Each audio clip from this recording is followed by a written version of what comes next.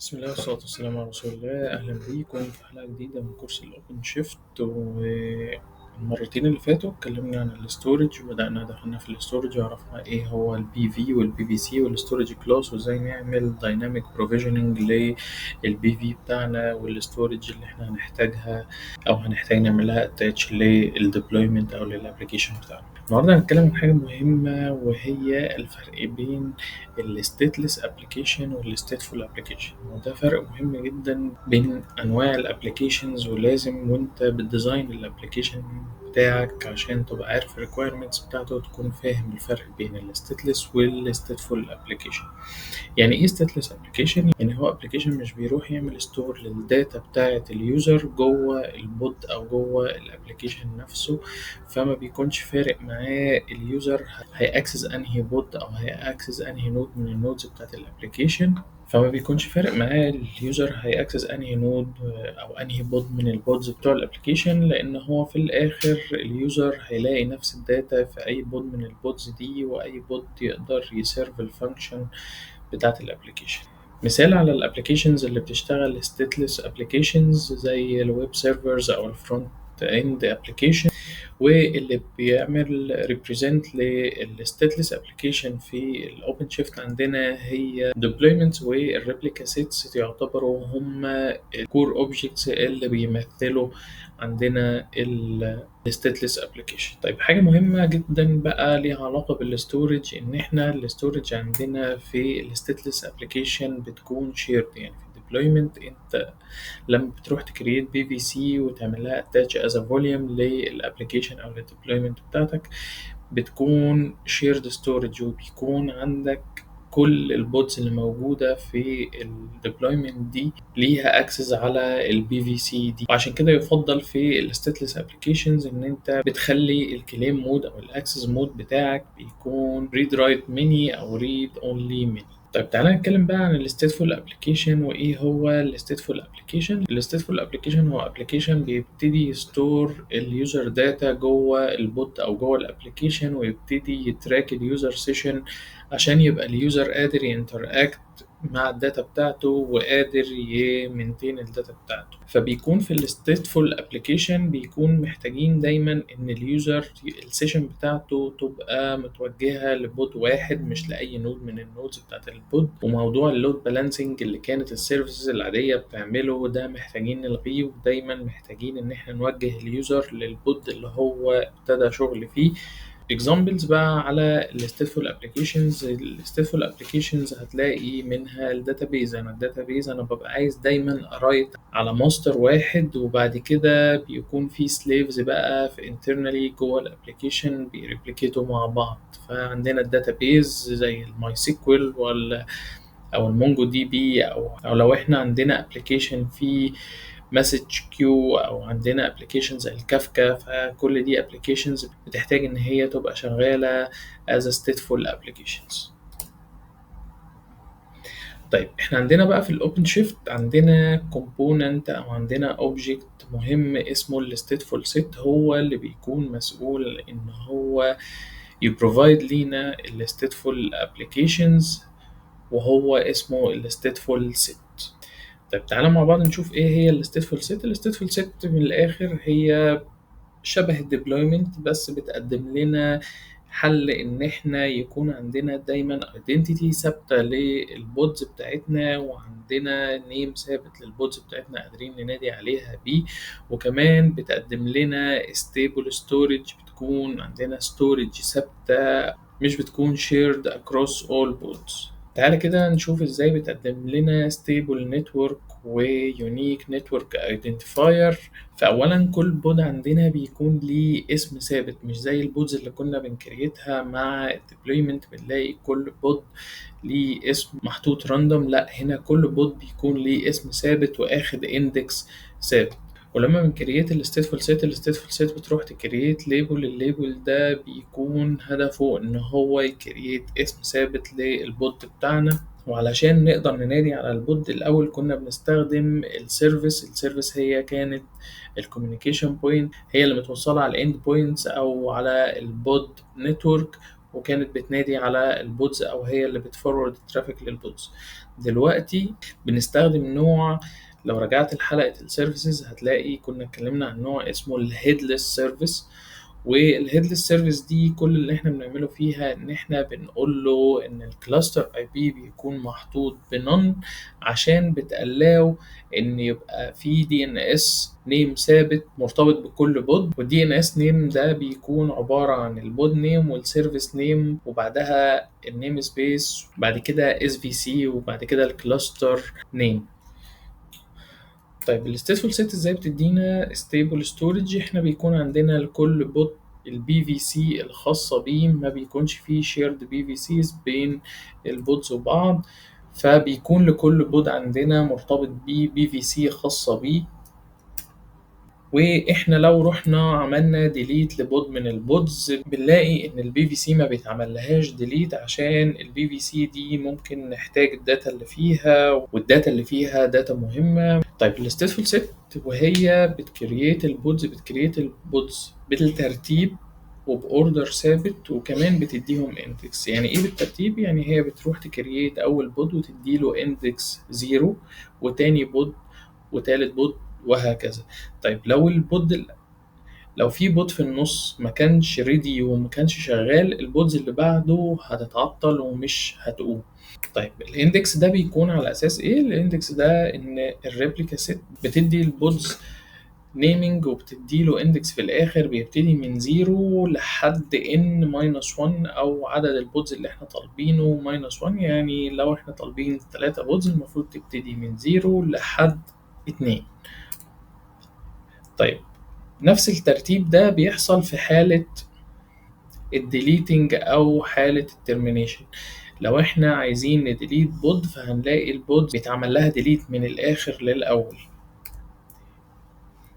وبرضو الستيتفول سيت في النيو بود كرييشن بتروح تاد ليبل تحط فيه الاندكس بتاع البود عشان يبقى الاوردر مينتيند في الستيت بتاعت الكلاستر. طيب نقطة مهمة جدا واختلاف جوهري بين الستيتفول سيت برضو والديبلويمنت، ان الستيتفول سيت بتكريت البودز من غير ما تستخدم ريبليكا سيت، لكن احنا عارفين ان الديبلويمنت بيكون جواها في ريبليكا سيت هي اللي بتتحكم في البودز. طيب احنا عشان نكريت الستيتفول سيت بنروح نكريتها من مانيفست فايل، ما فيش اوبشن ان احنا نستخدم او سي كرييت ونديله ستيتفول سيت، لا لازم نكريت مانيفست فايل وبعدين نستخدم او سي ابلاي او او سي كرييت داش اف ونديله الفايل بتاع المانيفست بتاعنا.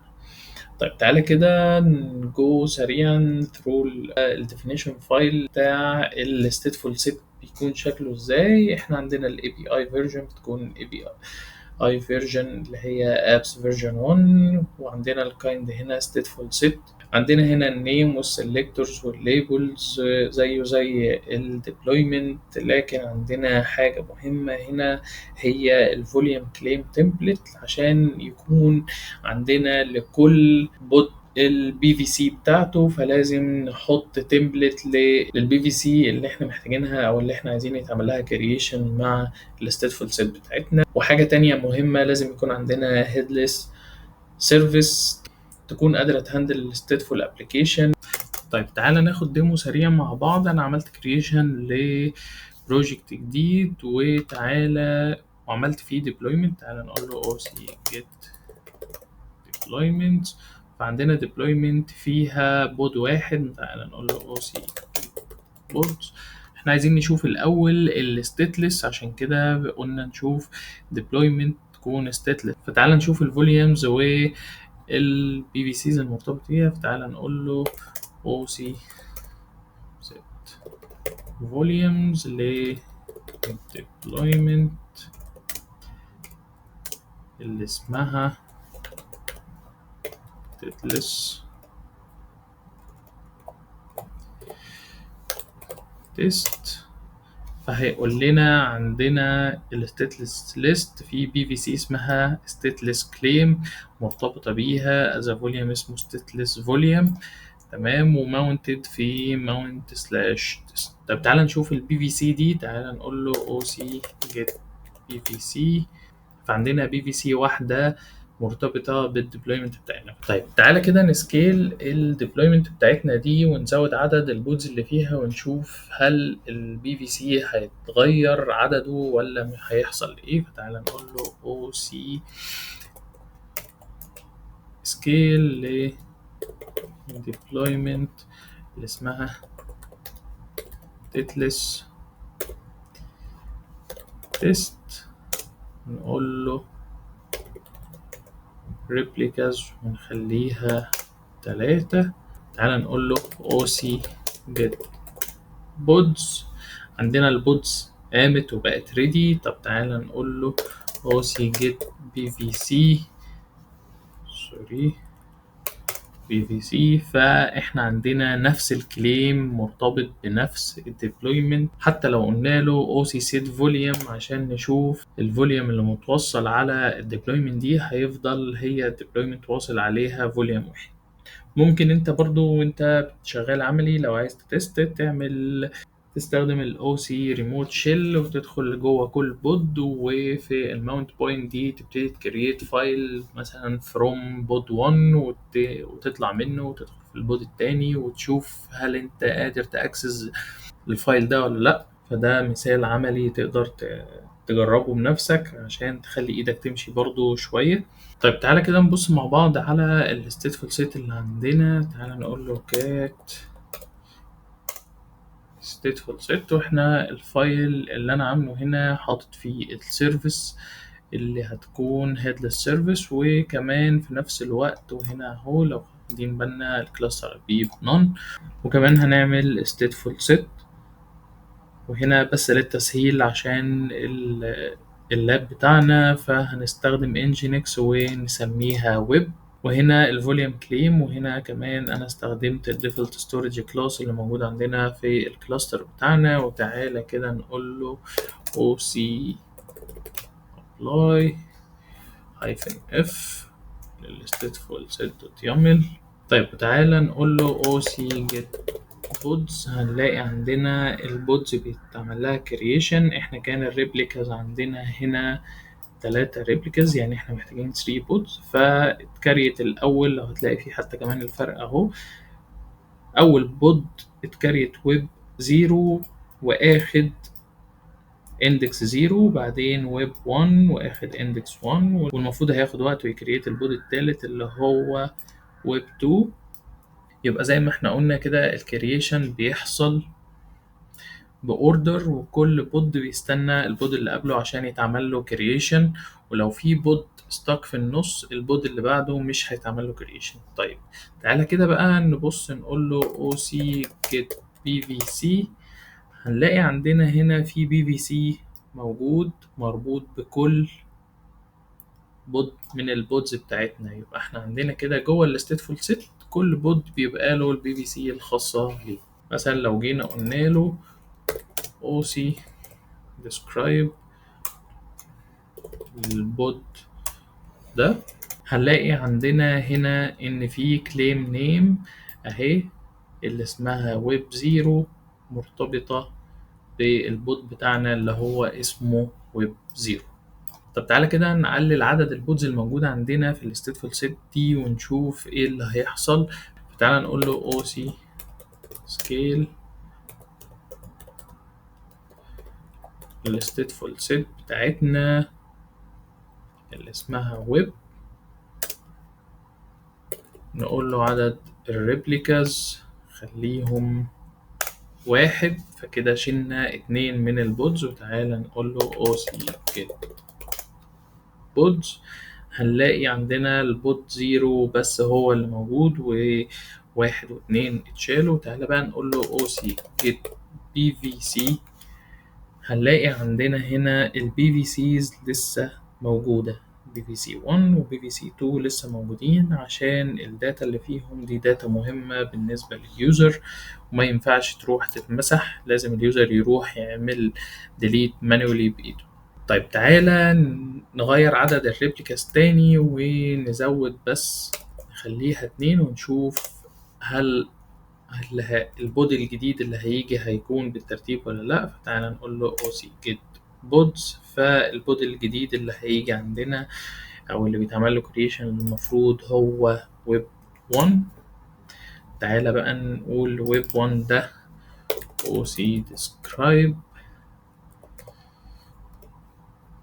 بوت اللي اسمه ويب 1. هنلاقيه راجع تاني اتعمل له ماونت للكليم اللي هو اسمه ويب 1. يبقى الكليم فضل موجود عندنا، ولما رجعنا البوت تاني اتعمل له ماونت تاني في البوت بتاعنا. ولو جينا بصينا هنا هنلاقي عندنا هنا البود نيم اهو، بود نيم 1 ده الليبل بتاع البود نيم، وكمان الليبل بتاع الاندكس اللي الستيتفول سيت بتضيفه على البود بتاعنا عشان تتراك الاندكس بتاع البودز بتاعتنا. كده نبقى عرفنا الفرق بين الستيتلس ابلكيشن والستيتفول ابلكيشن، وعرفنا ان احنا الستيتلس ابلكيشن بنستخدم له الديبلويمنت، والستيتفول ابلكيشن بنستخدم الستيتفول سيت، وعرفنا ايه الفرق، ايه الفروقات الجوهرية بين الديبلويمنت والستيتفول سيت. اتمنى الفيديو ده يكون فاتكم، اشوفكم على خير الفيديو الجاي وموضوع جديد من مواضيع الاوبن شيفت ادمنستريشن، والسلام عليكم ورحمة الله وبركاته.